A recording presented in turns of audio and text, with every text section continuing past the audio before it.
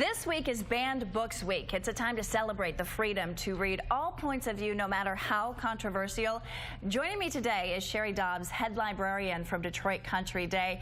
And it's really interesting because if you look at some of these books, you can sort of understand why they may have been challenged or banned, but others, like Dr. Seuss. Exactly. I can't wait to hear about this one. But first, let's start with the significance and the history behind banned books. Banned Books Week is a time to call attention to the fact that censorship still exists in our country, but it's more importantly a time to celebrate our freedom to read. Okay. How does recognizing this, though, help students and young people? How does it inspire them to want to read even more? Well, I think most people don't realize that there are people out there who would like to prevent them from reading something that they enjoy. And so for the students, it's really eye-opening, and it gives us a chance to discuss with them why people might object to something, why it's important to represent a variety of opinions and a diversity of values. Well, let's talk about some of these. What are some of the banned books here on the table? Well, we can start with one of my favorites. You mentioned Dr. Seuss, Hop on Pop. Now, some of these books have been challenged, which means that someone would like them to be removed from a library or a bookstore or a reading list. Hop on Pop was challenged because someone claimed it incited violence against fathers, which I think is funny. I think people would be surprised by that. Other ones, such as Little House on the Prairie, people would be surprised about. That one has been challenged because of its portrayal of Native Americans in the book. Or even ones like Harry Potter for its use of magic. Something like Shel Silverstein was considered subversive. When we talk about banning these books or even people challenging them, do you mean at like school libraries or in public libraries? Where was the issue mostly?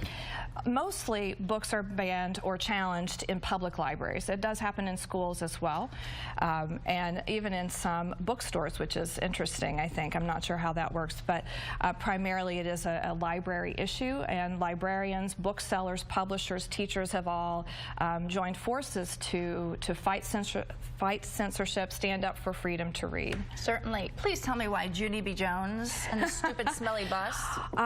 Because it's considered rude. Oh. She says stupid. Okay. Okay. And so people, sometimes have an issue with that. What are some activities that you can engage in with your children for this week?